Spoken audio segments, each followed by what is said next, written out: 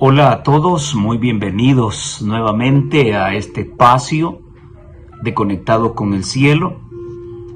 Siempre es un privilegio para este servidor poder compartir con ustedes la palabra de Dios a través del texto bíblico de la lección de escuela sabática. Yo considero que esta lección ha estado muy interesante. Hay una parte polémica, la que yo he podido percibir, en su momento voy a mencionarla,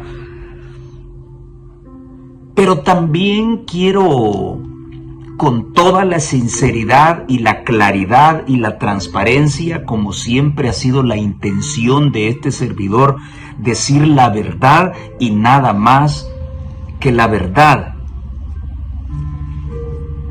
Quiero contrastar en este repaso algunos principios que están establecidos en la palabra, que se repiten una y otra vez y somos conscientes de eso en las lecciones de escuela sabática que se preparan para que todo el pueblo adventista a nivel mundial pueda alimentarse, pero son principios que nada más quedan en el papel cuando la realidad es otra. Por eso la pregunta, ¿para quiénes son las lecciones de escuela sabática?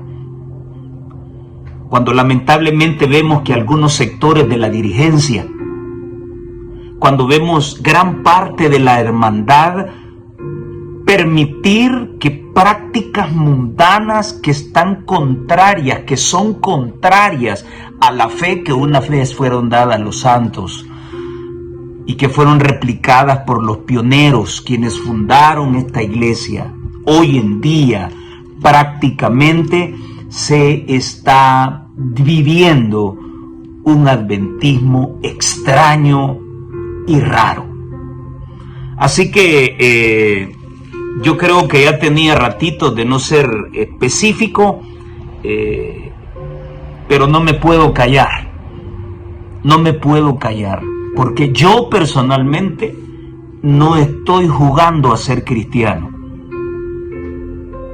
Yo personalmente creo que Jesús está próximo a venir y es imperante y necesario para mí dejar de pecar y consagrarme al Señor, porque sin santidad nadie verá al Señor.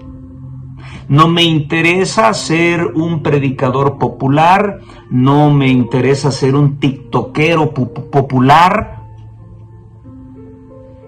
Precisamente si voy a hablar frente a las cámaras, debo hacerlo con alta responsabilidad, sin quitar ni añadir.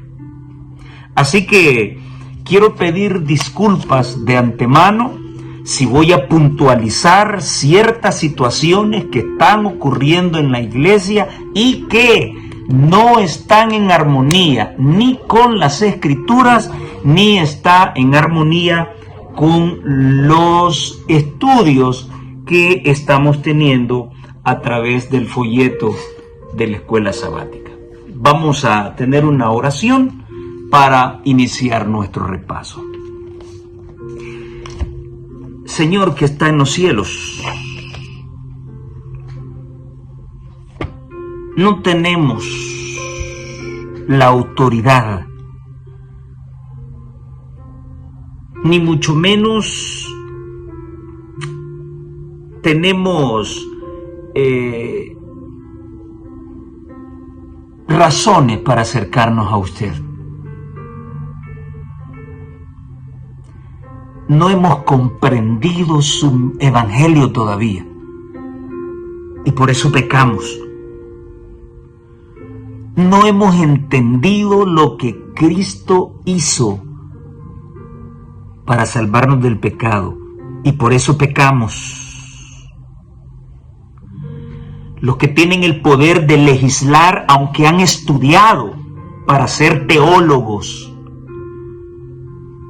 tampoco tampoco han entendido en qué consiste su evangelio, porque entonces no pecaran y no permitieran que tanta corrupción esté entrando a la iglesia. Por eso es que hoy, Señor, antes de iniciar este estudio, en el nombre de Jesús, queremos pedirle que nos perdone por pronunciar su nombre con bocas sucias, por pensar en su nombre con mentes sucias, por tocar las cosas sagradas con manos sucias. Su palabra es clara al preguntar: ¿quién estará en tu santo monte? Y ella misma responde: el que tenga manos limpias. Ojalá que esta semana haya hablado a nuestro corazón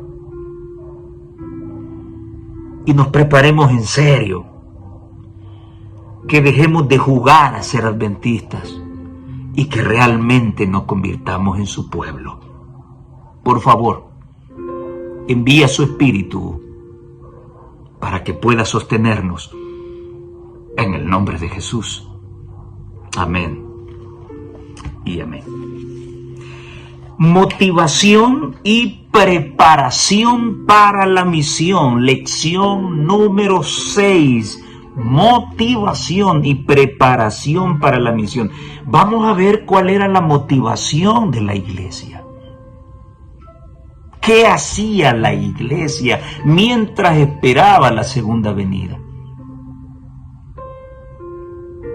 Los discípulos crearon su propia misión o simplemente planificaron y se organizaron para poder continuar la misión que Jesús les había dado. Son preguntas que vamos a respondernos. ¿Pedro realmente era el líder de todo el grupo? Que es la parte polémica que encontré en esta lección. Y finalmente vamos a ir analizando cómo contrasta la iglesia primitiva con la iglesia adventista actual. Hay un abismo tremendo y con mucha especificidad,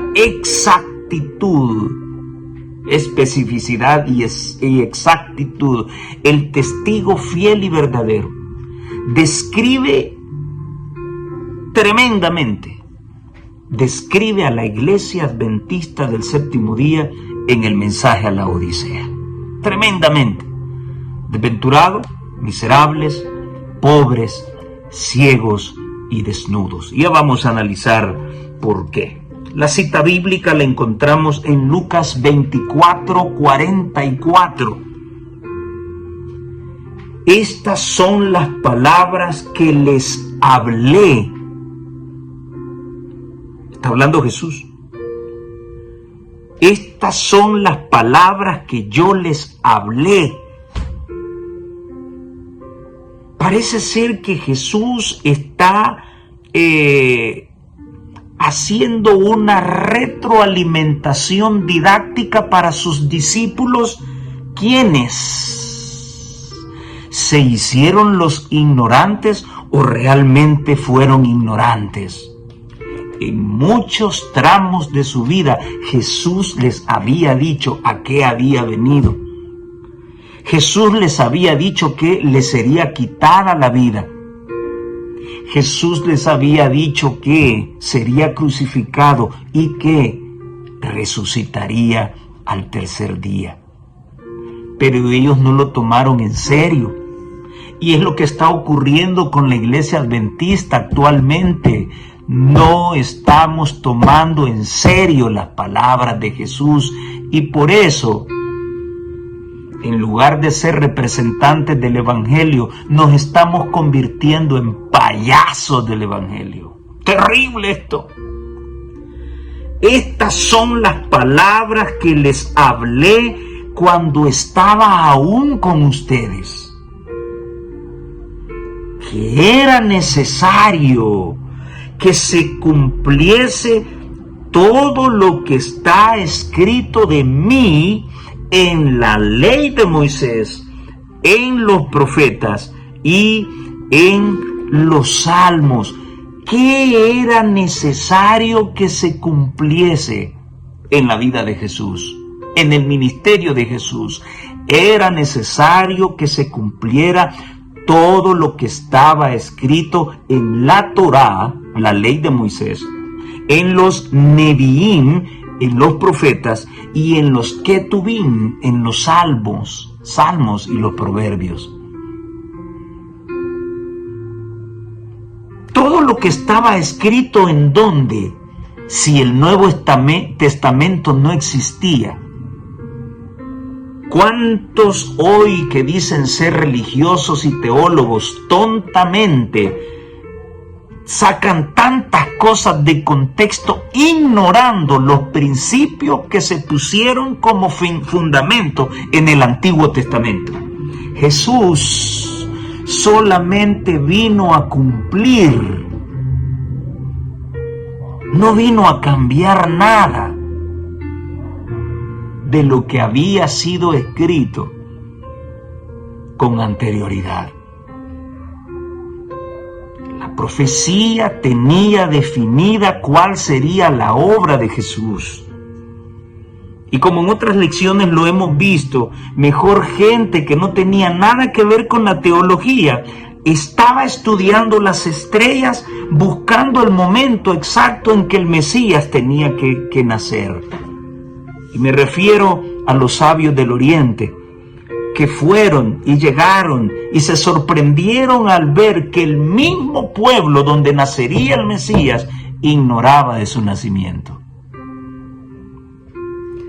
Este es un tremendo llamado y exhortación para ti, adventista del séptimo día, que somos el pueblo que hemos recibido gran luz.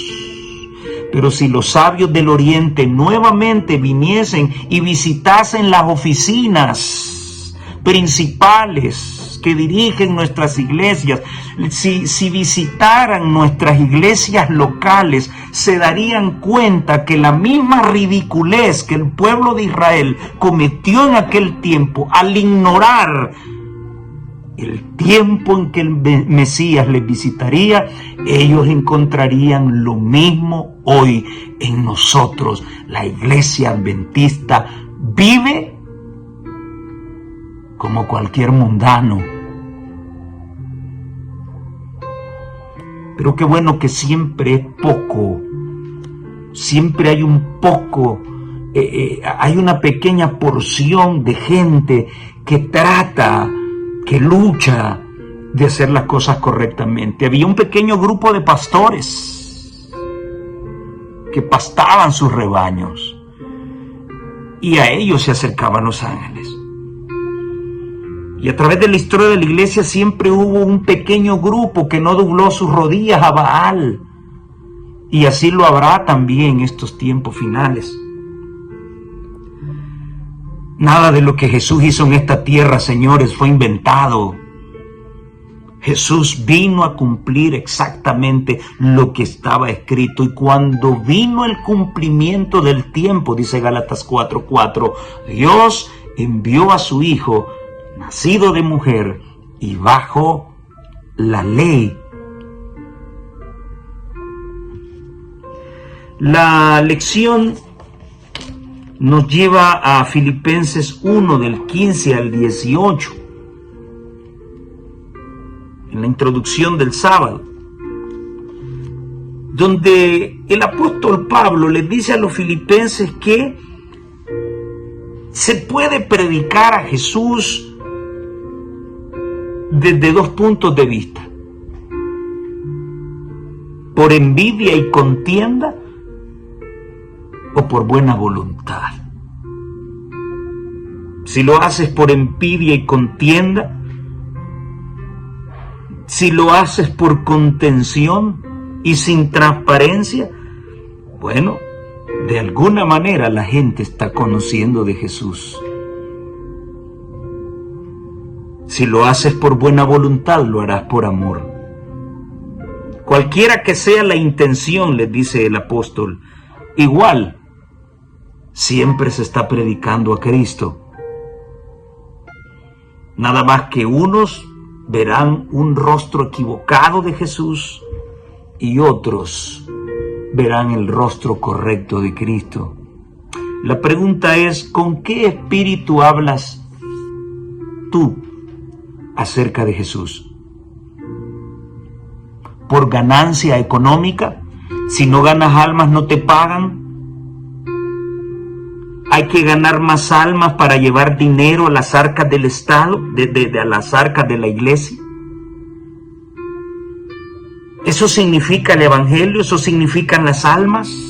¿Cómo predica Jesús? ¿Por popularidad?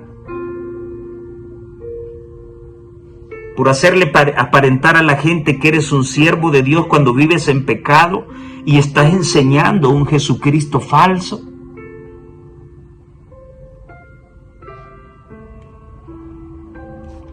¿Predicas a Jesús por ejercer una rivalidad con otras denominaciones religiosas?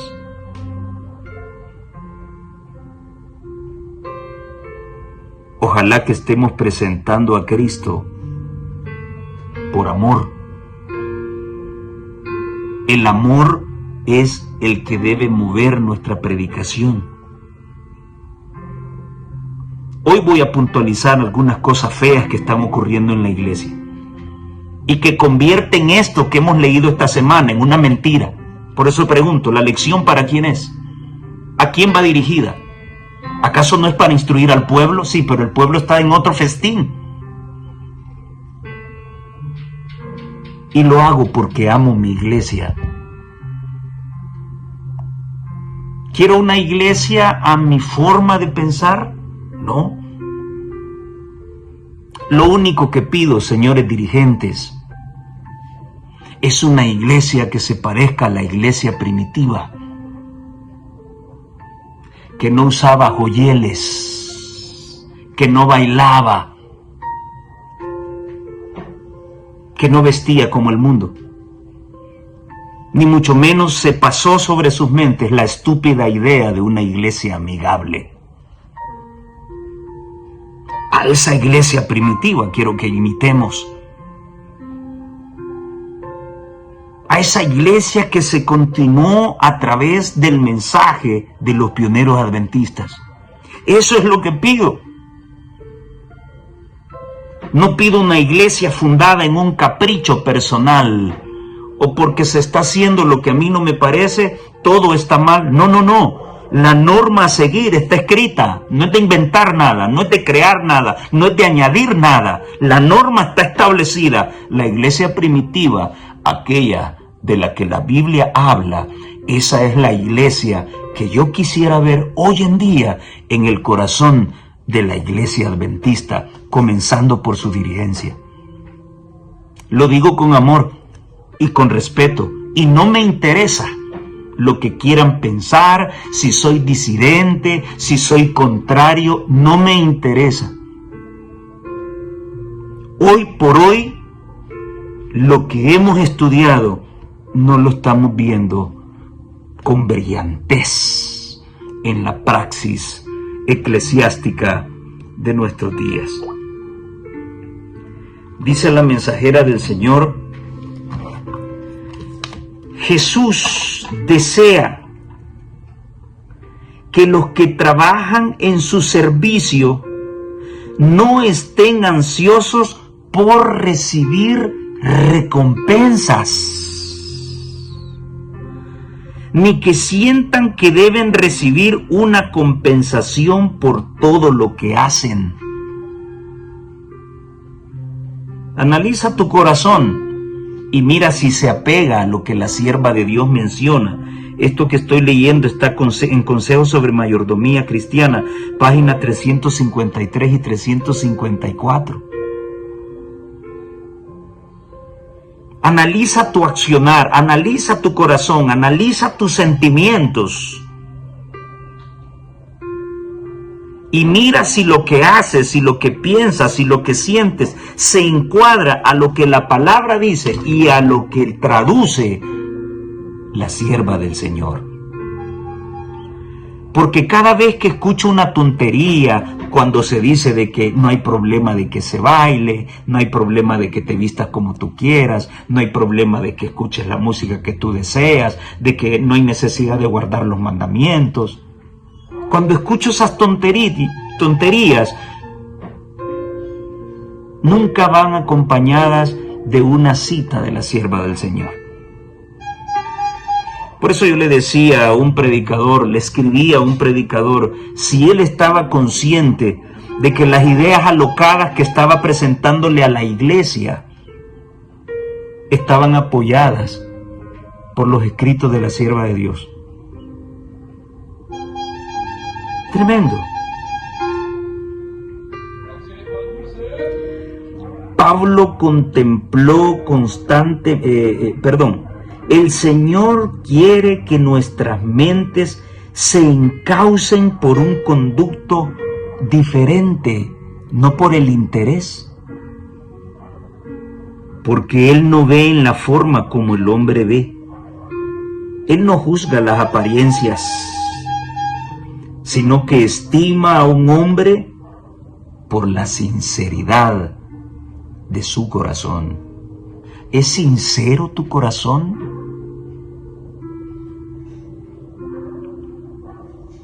¿Por qué te hiciste pastor? ¿Porque conoces los beneficios que vas a obtener o porque realmente sentiste el llamado por la misión? ¿Por qué decidiste pertenecer a esta iglesia? ¿Porque vas detrás de algún interés o porque consideraste que esta iglesia realmente tiene principios regidos por la palabra de Dios?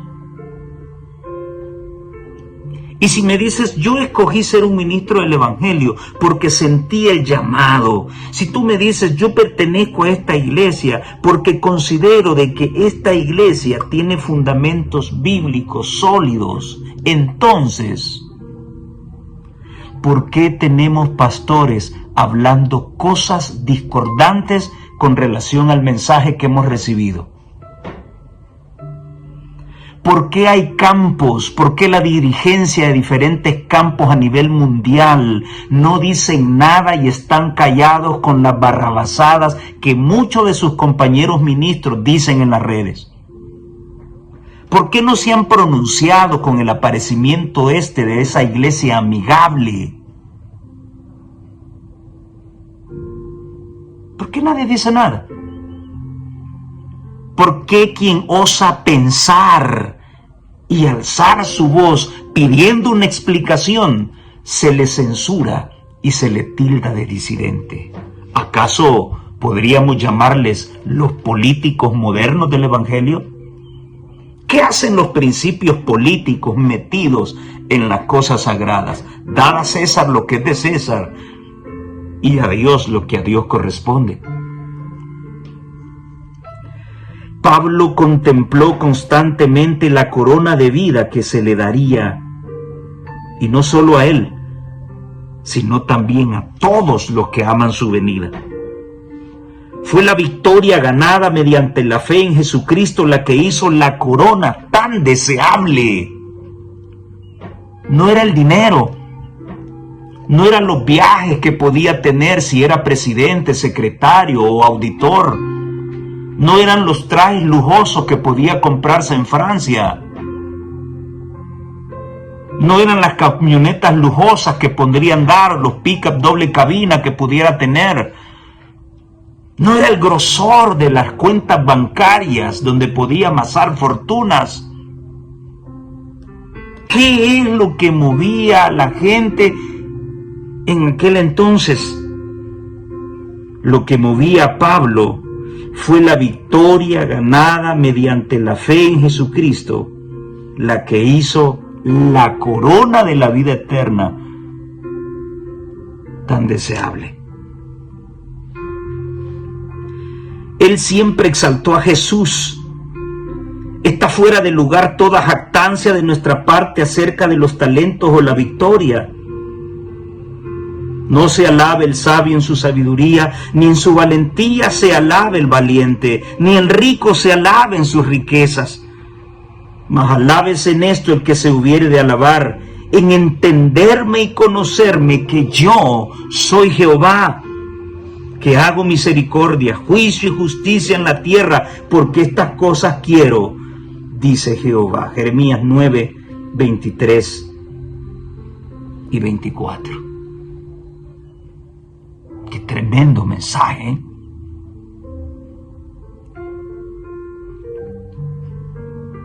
El Señor desea que confiemos en Él sin hacer preguntas con respecto a nuestra recompensa. ¿Y yo qué gano?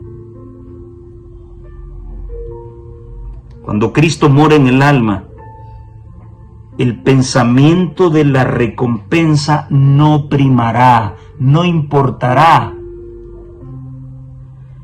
Este no es el motivo que impulsa nuestro servicio. Es cierto que en un sentido secundario debemos tener en cuenta la recompensa.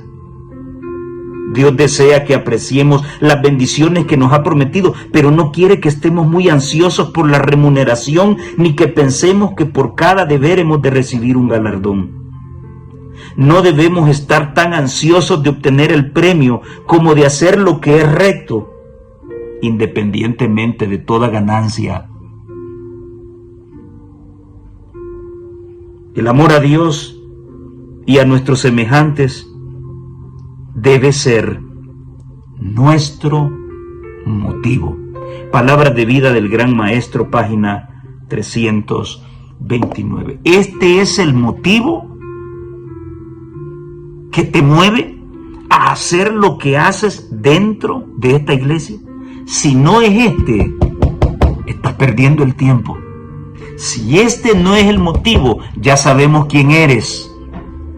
Y ya sabemos cuál es el objetivo de estar en lugares claves para convertir esta iglesia en un antro de corrupción.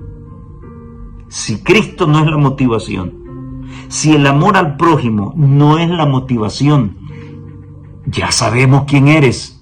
Iglesia, reconózcanlos. Ya saben quiénes son.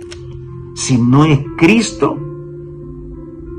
ni el amor al prójimo los que mueven los hilos de la misión.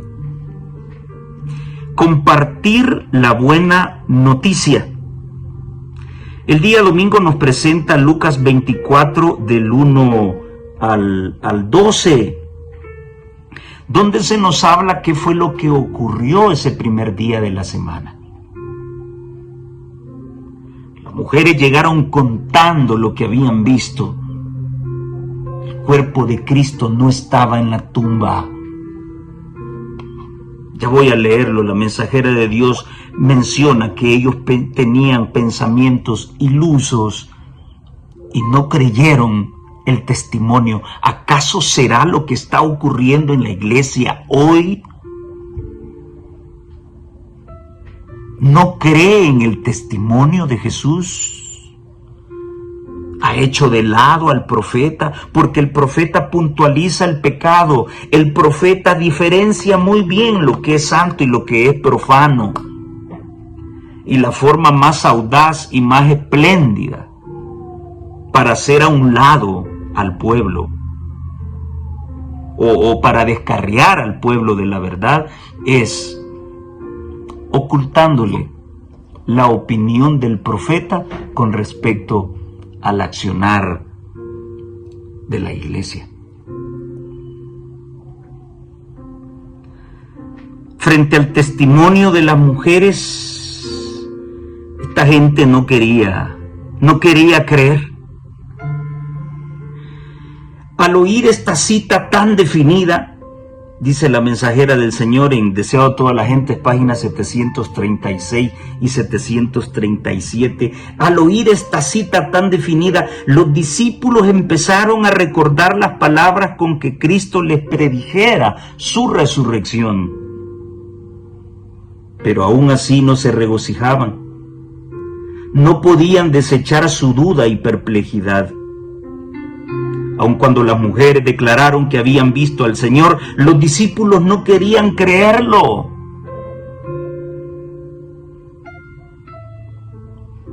Yo podría mostrarte bíblicamente y a la luz del Espíritu de Profecía, en su momento voy a hacerlo. ¿Por qué no la iglesia amigable?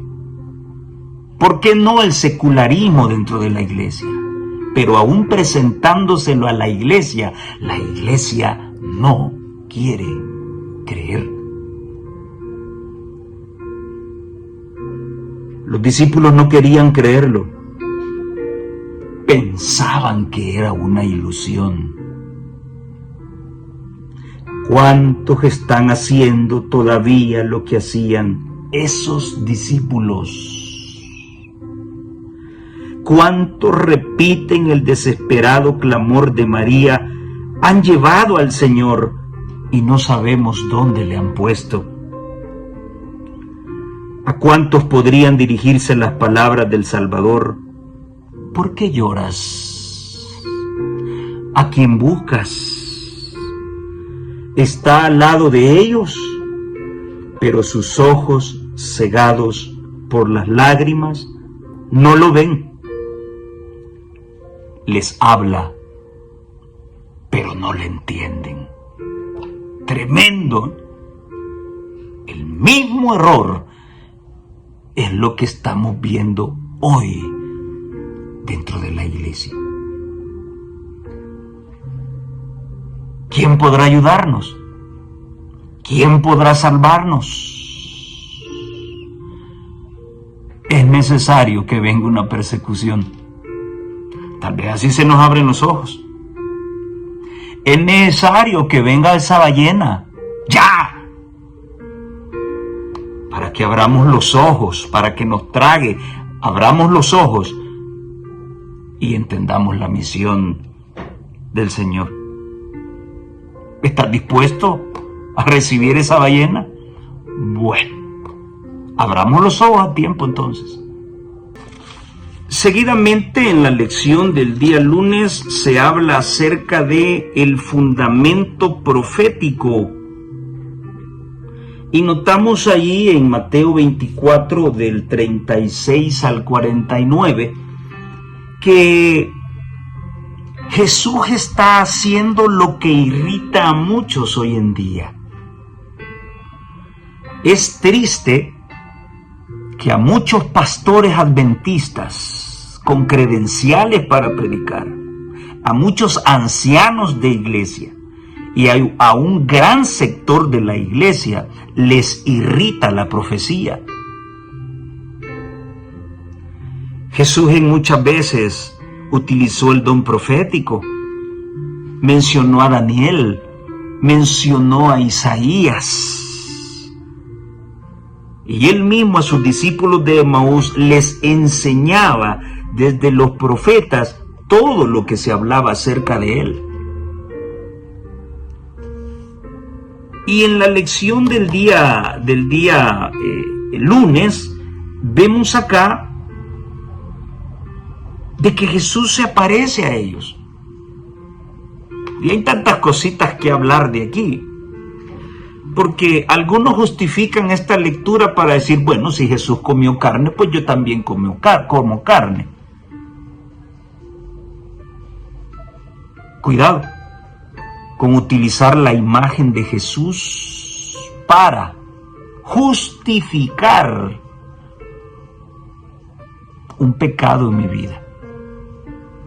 No, como Jesús comió carne, pues yo voy a comer carne. ¿Y por qué no vivimos como Jesús vivió? ¿Verdad que solamente tomamos algunas cosas que nos convienen y que justifican nuestras malas acciones? Aún el mismo autor solo mencionó el pez, pero no habló del panal de miel, del trozo de miel. Pero bien, la temática no es ni la carne ni la reforma por salud, pero hay mucho que sacar de ahí. El asunto es que Jesús se apareció. ¿Y cómo es que los discípulos tenían miedo? Lo mostraron nuevamente. ¿Recuerdan cuando Jesús venía caminando por las aguas? Tuvieron miedo, porque creían que era un espíritu. Ahora ven a Jesús y creían que era un espíritu. ¿Acaso ellos no están conscientes de que los muertos no saben nada? No quisieron creer. Entonces Jesús les dijo, bueno, si no me cree, pues tengan comida, pues. Voy a comer, para un espíritu no tiene cuerpo. Pero no fue la única muestra fehaciente de que Él estaba allí, sino que Él tomó la comida, la comió, pero esa no era la prueba suficiente. Luego Él dijo, estas son las palabras que os hablé estando aún con vosotros, que era necesario que se cumpliese todo lo que estaba escrito de mí en la ley de Moisés, en los profetas y en los salmos. La veracidad de quién es Dios solamente está en la Biblia. El verdadero mensaje, el verdadero comportamiento del cristiano está en la palabra de Dios, no en el pensamiento secular de algunos dirigentes, no en el pensamiento secular de algunos líderes de iglesia, no en el pensamiento secular de lo que a mí me gusta o no me gusta. Me guste o no me guste, la manera correcta en que debo comportarme está en la palabra de Dios, no en la opinión de ningún teólogo, ni de ningún humano, ni de ningún laico. Está aquí. Así que el Señor quería cerciorarse de que sus discípulos estuviesen aferrados y conscientes en esta palabra, porque todo lo que Él vino a hacer ya estaba escrito aquí.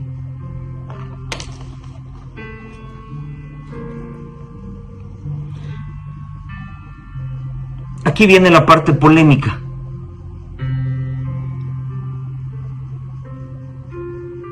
Aquí también encontramos, dice el autor,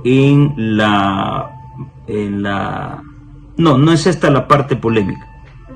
Dice el autor, aquí también encontramos una poderosa motivación para la testificación, para la misión, la palabra de Dios.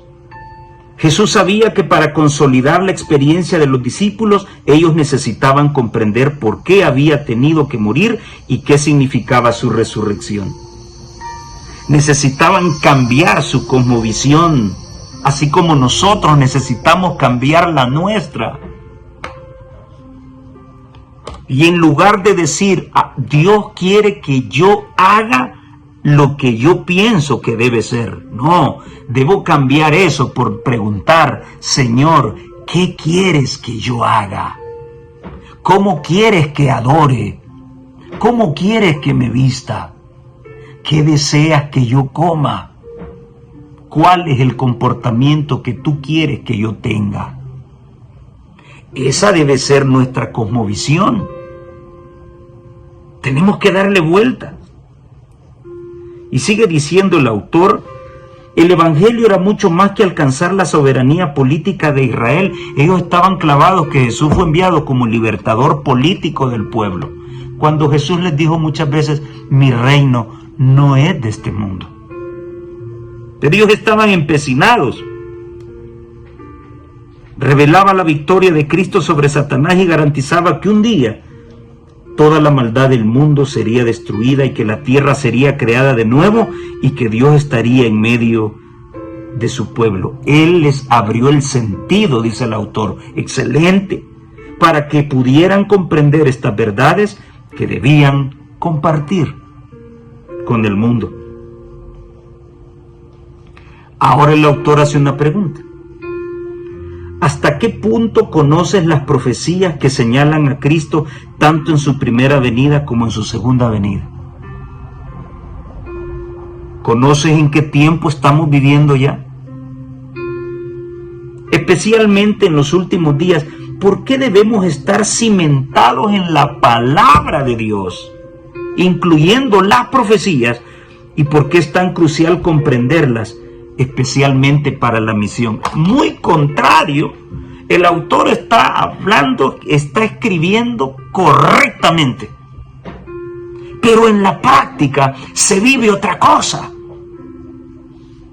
Hay muchos sectores de la iglesia que son enemigos de las profecías.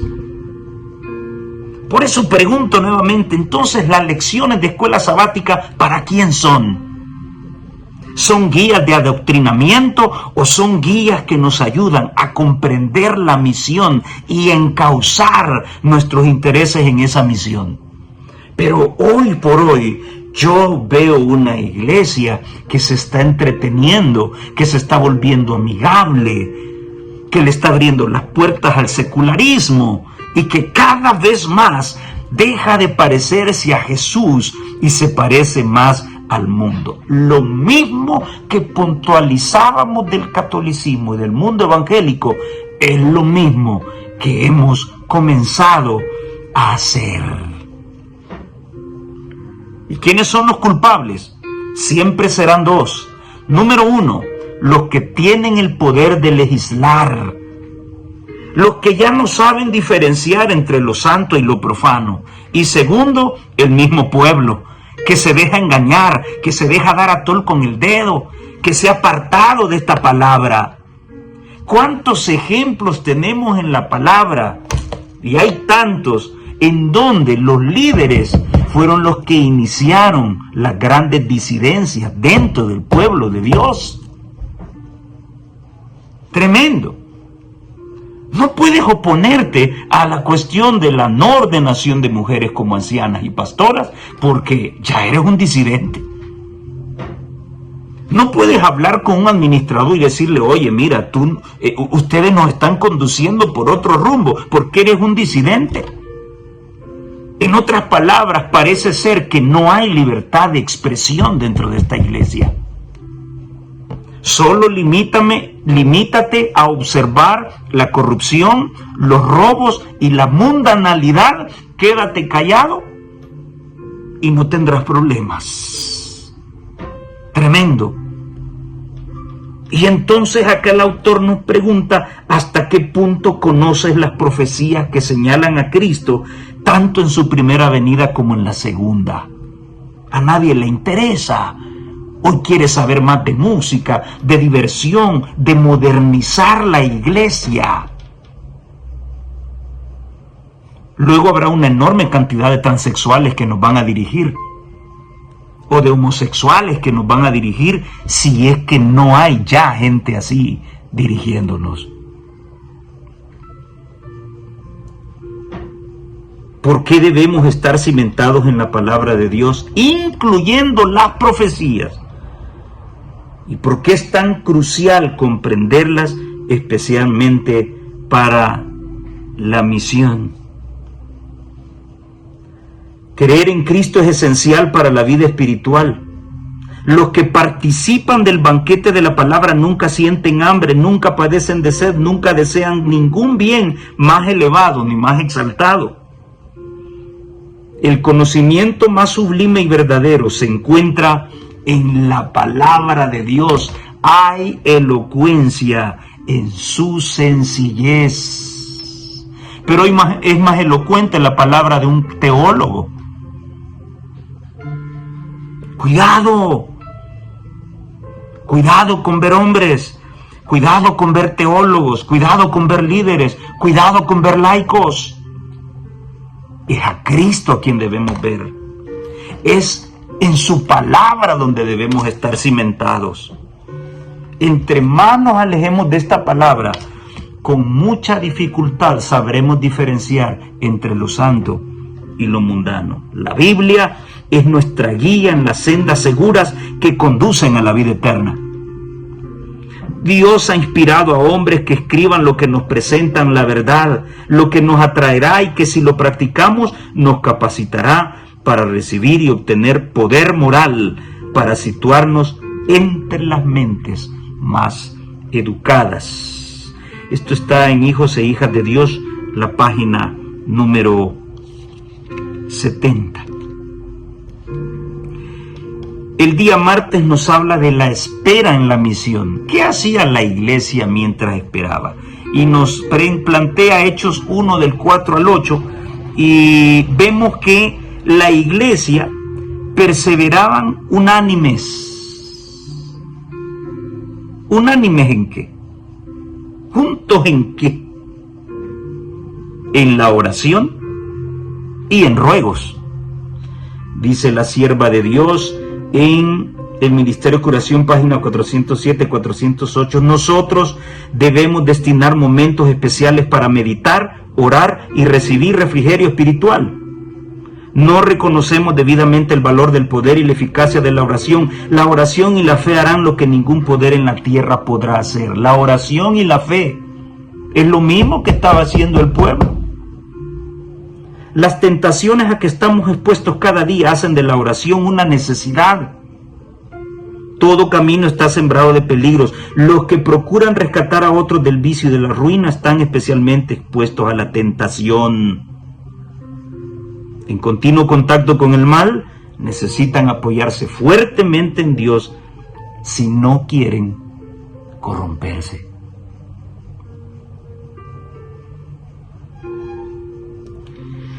Ahora, aquí está la parte polémica. El autor dice: lo segundo que hicieron mientras esperaban fue prepararse logísticamente para su misión. Sí, la misión ya estaba dada. Lo que había que hacer era organizarse. Y lo que hicieron fue elegir al sustituto de Judas. Pero, ¿dónde está lo polémico? Y mucho cuidado, Pedro no dio su opinión asumiendo ser el líder. Alguien puede opinar, pero no necesariamente eso significa que es un espíritu de liderazgo.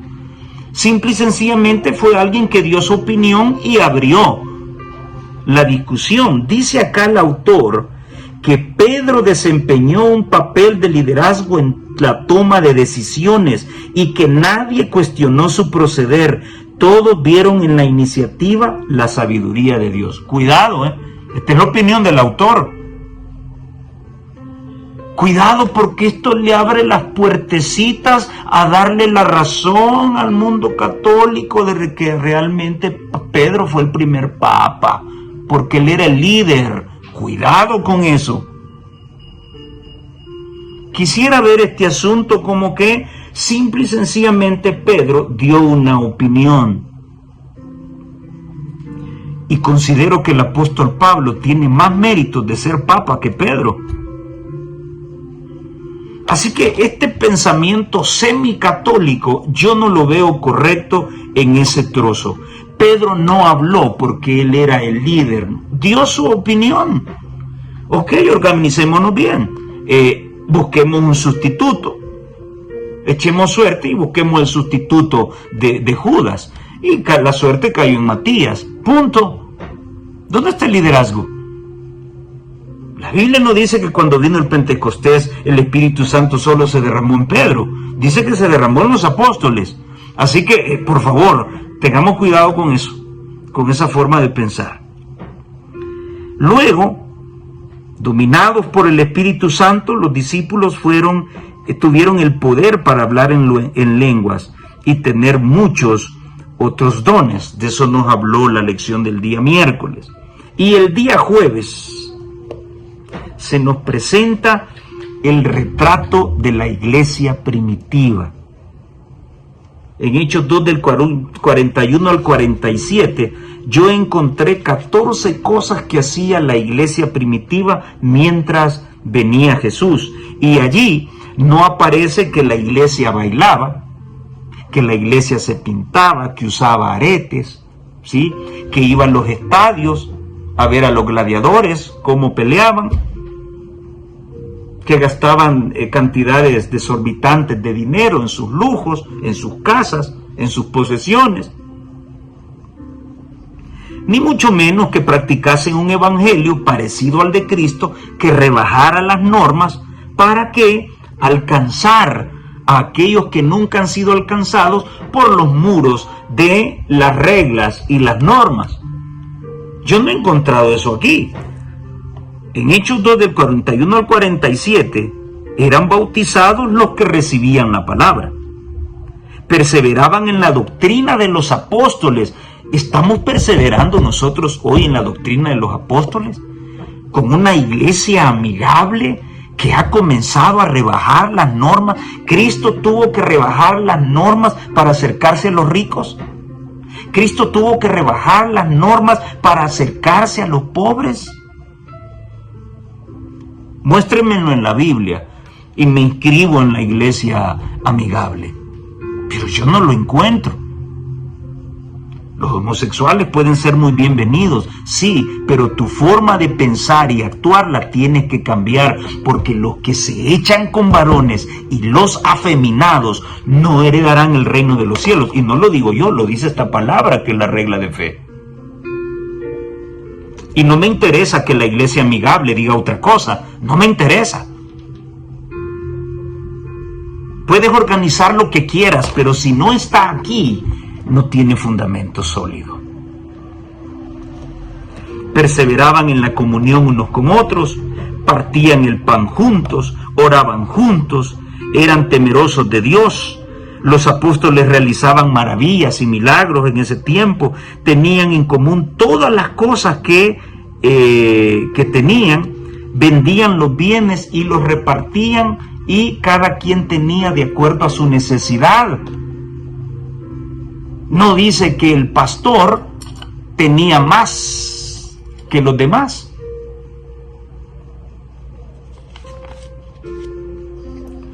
Perseveraban cada día en el templo, partían el pan en las casas con alegría y sencillez de corazón, alababan a Dios, hacían favores al pueblo, y el Señor añadía a su iglesia cada día a los que habían de ser salvos, aquellos que creían en esta palabra, no en los nuevos métodos modernos de hacer religión. Y el autor pregunta: ¿a quién estás discipulando y conduciendo a una relación con Jesús? ¿Cómo estás discipulando? Si tú eres fundador de la iglesia amigable, dime, ¿cuáles son los fundamentos que estás utilizando para discipular a la gente? ¿Están basados aquí? ¿Están apoyados por la traducción de la Escritura por la sierva de Dios? ¿O es una interpretación de la teología emergente, de la teología sistemática, de la teología que simple y sencillamente es alta crítica y que descarta la veracidad de las Escrituras y descarta nula el don profético? ¿Qué buscas al realizar un discipulado en otras personas que está lejos de lo que la palabra de Dios enseña? Cuando el Espíritu Santo fue derramado sobre la iglesia primitiva, los hermanos se amaban unos a otros. Comían juntos con alegría y con sencillez de corazón, alabando a Dios y teniendo gracia con todo el pueblo. Y el Señor añadía cada día a la iglesia los que habían de ser salvos. Los cristianos primitivos eran pocos en número y no tenían riquezas ni honores. Sin embargo, ejercieron una poderosa influencia. La luz del mundo resplandecía por medio de ellos. Aterrorizaban a los que hacían mal, donde quiera que se conocían su carácter y sus doctrinas. Por esta causa, eran odiados de los impíos y perseguidos aún hasta la muerte. Testimonio para la Iglesia, tomo 5, página 221 y 222. Discúlpenme que se quemó el foco que utilizo para que me alumbre el rostro. Yo espero que saquemos conclusiones positivas. Sí, parece que la iglesia caerá, pero no caerá. porque la mano de Dios va al timón. Sí, pero con decir ellos van a dar cuentas algún día, no estoy contribuyendo por la causa. Debo tomar parte en este conflicto. Dios va al timón y la iglesia no caerá mientras tú seas fiel al Señor. La iglesia no caerá no se refiere a la organización. La iglesia no caerá si cuando todo está perdido, si cuando todo está fallido, hay uno o dos de pie sosteniendo la verdad. Entonces la iglesia no ha caído. La marca registrada puede caer, puede extraviarse, pero la iglesia no caerá. Si tú, tu hermano, sostienen en pie esta verdad. Hay tanto por hacer. Hay que contagiar a otros con el valor de la iglesia primitiva, con el calor de la iglesia primitiva. Hay que quitar la frialdad de muchos. Repito, yo no quiero una iglesia a mi manera. Quiero una iglesia conforme a lo que está escrito acá sobre la iglesia primitiva y que los pioneros le dieron consecución. Estoy diciendo que volvamos a nuestras antiguas raíces. De eso estoy hablando. ¿Cuál iglesia nueva? ¿Cuál? El pueblo de Dios, la iglesia de Dios ya existe. Estoy hablando de retomar nuestro mensaje, volver a nuestras raíces. Si esto sigue siendo disidencia para muchos, pues discúlpenme, soy disidente. Pero yo no voy a permitir que gente sin escrúpulos, porque tenga una credencial, venga a destruir el evangelio que yo conocí de labios de mi abuela. Yo no voy a permitir que gente sin escrúpulos venga a destruir la preciosa obra que Dios puso en manos de los pioneros adventistas. 28 creencias, magnífico, correcto. 6 doctrinas, magnífico, correcto. Organización, correcto, colegios, universidades, sanatorios, un libro que nos guía cada 3 meses para estudiar y prepararnos y alimentarnos, correcto, magnífico, una escuela sabática, un departamento de magnífico, todo eso es organización, magnífico. La forma de administrar y proceder no está bien. Esa es la que hay que cambiar. Deben haber hombres de Dios que sí están arriba. Sí están. Esos hombres de Dios deben ocupar puestos claves para que esta iglesia vuelva a ser lo que un día fue. Y entonces el Espíritu de Dios sea derramado. ¿Aceptas el reto? Que Dios te bendiga. Nos vemos en la próxima.